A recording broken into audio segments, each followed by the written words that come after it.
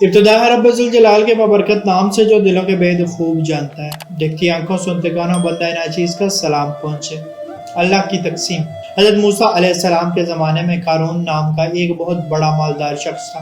سورہ قصص میں بیان ہوا ہے کہ اسے اللہ تعالیٰ نے اتنے خزانے عطا کر رکھے تھے کہ ان کی کنجیاں اٹھانا ہی آدمیوں کی ایک جماعت کے لیے بہت بھاری بوجھ تھا، مگر ان نعمتوں پر شکر گزاری کے بجائے فخر و غرور اور نمائش و دکھاوا اس کا معمول تھا۔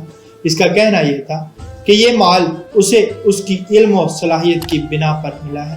آخرکار اللہ تعالیٰ نے اس کے گناہوں کی پاداش میں اسے اس کے مال سمیت زمین میں دھنسا دیا۔ مال بلا شبہ اللہ تعالیٰ کی ایک عظیم نعمت ہے، لیکن اس نعمت کی حقیقت یہ ہے کہ انسان کو بطور آزمائش دیا جاتا ہے۔ وہ آزمائش کیا ہے؟ اسے رسول اللہ صلی اللہ علیہ وآلہ وسلم نے بڑی خوبی سے اس طرح بیان کیا ہے کہ تمہارے کمزوروں کی وجہ سے تمہاری مدد کی جاتی ہے اور تمہیں رزق دیا جاتا ہے۔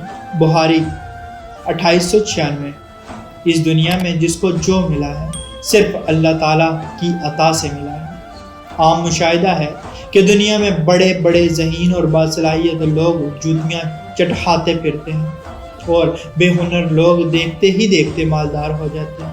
لوگ اسے قسمت کہتے ہیں، در حقیقت یہ اللہ تعالیٰ کی اپنی تقسیم ہے۔ یہ تقسیم ہمیشہ غیر متوازی کی جاتی ہے۔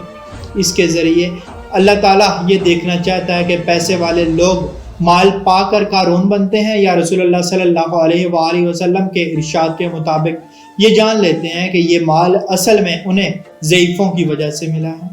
جو لوگ قارون بنتے ہیں ان کا انجام بھی قارون جیسا ہوگا، لیکن جو لوگ اسے عطیہ الہی سمجھ کر غریبوں پر خرچ کرتے ہیں انہیں اللہ کے نبی کے ساتھ بسا دیا جائے گا انشاءاللہ۔ اللہ پاک سمجھ کی توفیق عطا فرمائے۔